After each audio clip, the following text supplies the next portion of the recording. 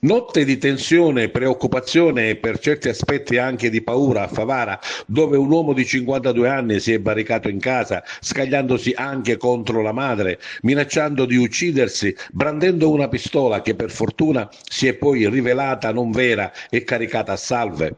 Pistola con la quale l'uomo ha comunque sparato alcuni colpi anche all'indirizzo dei carabinieri che già nelle prime ore della sera si erano recati in Viale Stati Uniti, allertati dalla madre dell'uomo che aveva chiamato il 112 denunciando la situazione.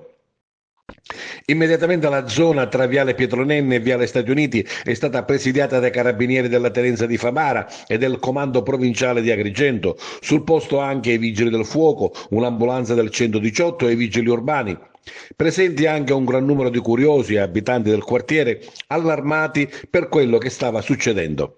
Dopo qualche ora la madre è riuscita a venire fuori dall'appartamento mentre l'uomo proseguiva nella sua azione minacciando anche il suicidio. Sul posto a seguire da vicino la delicata situazione anche il sindaco di Favara, Antonio Palumbo.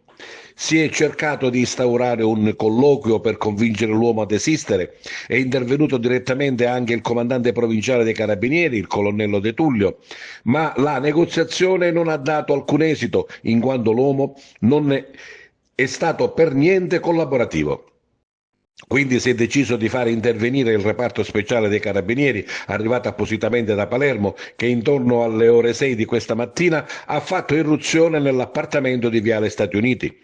L'uomo aveva la pistola in pugno e quando i militari dell'arma sono entrati nell'appartamento ha sparato anche al loro indirizzo. L'arma, come dicevamo, era caricata a salve e non avrebbe potuto far del male per fortuna. Immediatamente è stato immobilizzato e reso inoffensivo, quindi è stato portato in ospedale dove gli è stato eseguito il TSO.